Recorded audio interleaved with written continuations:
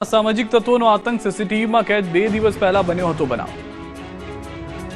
ભાવનગરમાં અસામાજિક તત્વોનો આતંક મકાનમાં તોડફોડ અને બાદમાં મારામારી સુભાષનગર વિસ્તારમાં આવેલા આવાસ યોજનામાં રહેતા પરિવાર સાથે મારામારીની ઘટનાના સીસીટીવી સામે આવ્યા જેમાં પહેલા આવાસ યોજનામાં રહેતા પરિવારના મકાનમાં તોડફોડ કરવામાં આવી પીડિત પરિવારના સભ્યોએ મકાનમાં તોડફોડ કરનાર તોફાની તત્વો સાથે સમાધાન માટે વાતચીત કરી તેમ છતાં મોડી સાંજે હુમલો કરવામાં આવ્યો સીસીટીવીમાં જોઈ શકાય છે કે કેટલાક શખ્સો હાથમાં છરી લાકડી પાઇપ જેવા હથિયાર લઈને હુમલો કરી રહ્યા છે કેટલાક તત્વો મહિલાઓ પર પણ હુમલો કરી રહ્યા છે સ્થાનિકોએ રોહન રવિ આકાશ નાનુ રોહિત ઉર્ફે ભોટી નામના શખ્સો સામે આક્ષેપ કર્યો છે આ મારામારીમાં જિગ્નેશ રાઠોડ નામનો વ્યક્તિના માથાના ભાગે ગંભીર ઇજાઓ પહોંચી જેને હોસ્પિટલ ખસેડાયો પીડિત પરિવારનું કહેવું છે કે લુખ્ખાઓ સુભાષનગર સ્મશાનવાળા રસ્તેથી આવ્યા હતા અને ચોકમાં આવી આતંક મચાવે છે તોફાની તત્વોએ વાહનોમાં પણ તોડફોડ કરી હતી બનાવના હાલ સીસીટીવી વાયરલ થયા છે સ્કૂલનો વિવાદ વધુ વકર્યો વાલીનો આક્ષેપ સ્કૂલ લાલ એલસી આપી દે છે ધમકી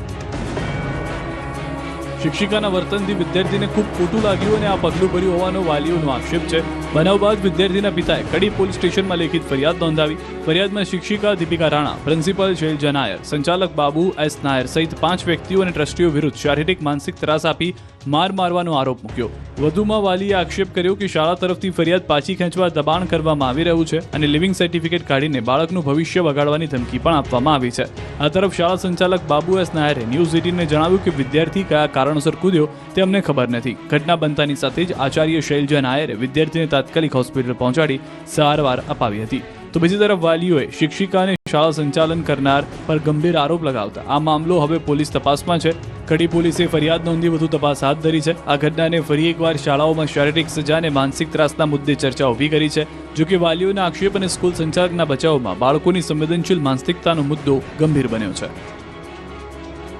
એક જ ગામના યુવક યુવતીએ પ્રેમ લગ્ન કર્યા ગામમાં બે જૂથ વચ્ચે થઈ જોરદાર મારામારી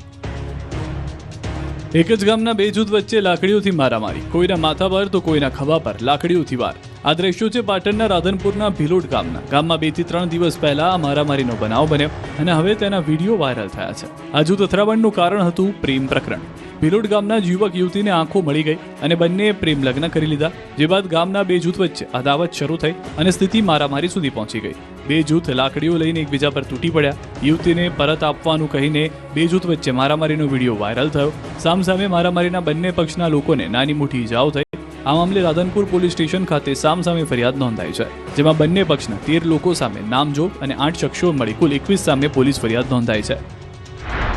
આ તરફ સુરતની ઊંધ ભીંડી બજારમાં મારામારી થઈ સલીમનગરમાં અંગત અદાવતમાં સમીર ઉર્ફે ગુચા નામના શખ્સ પર 5 થી વધુ લોકોએ હુમલો કર્યો હુમલા બાદ ઇજાગ્રસ્તને તાત્કાલિક સારવાર માટે સિવિલ હોસ્પિટલ ખસેડવામાં આવ્યો